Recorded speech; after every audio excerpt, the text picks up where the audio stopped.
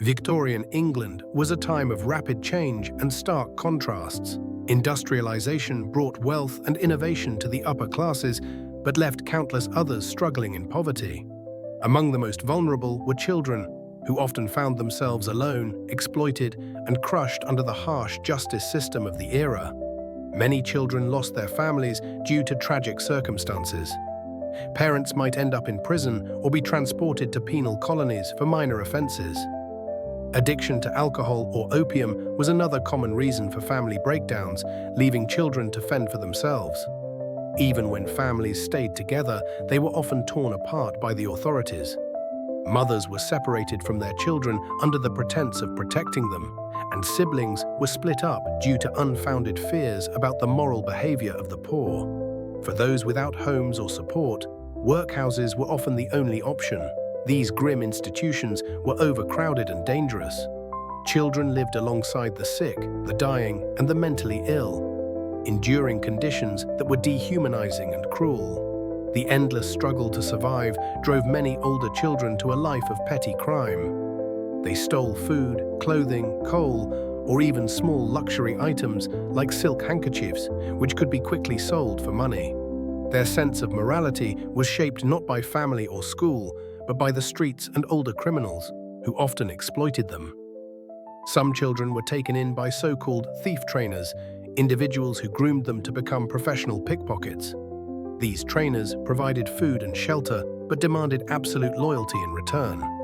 Charles Dickens's character Fagin in Oliver Twist was based on real-life figures who profited from child crime, creating organized networks of young thieves.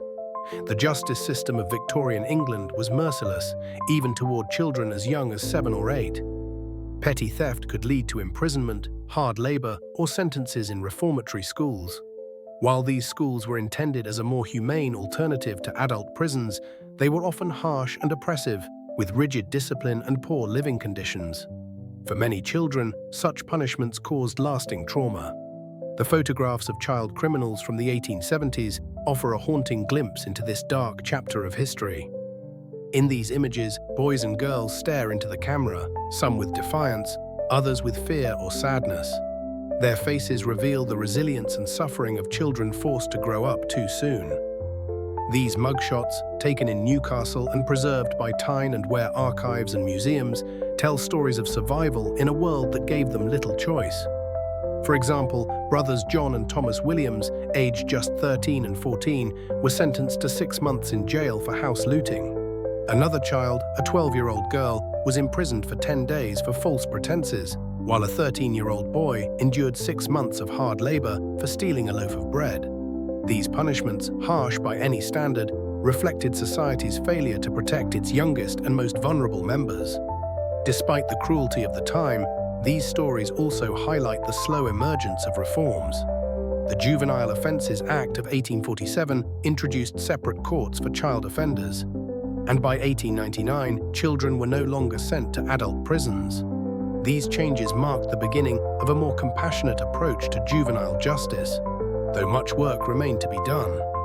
Today, the stories and faces of these children serve as a sobering reminder of how easily society can fail its most defenseless members. Their lives were shaped by poverty and desperation, but their resilience stands as a testament to the human spirit's ability to endure, even in the darkest times.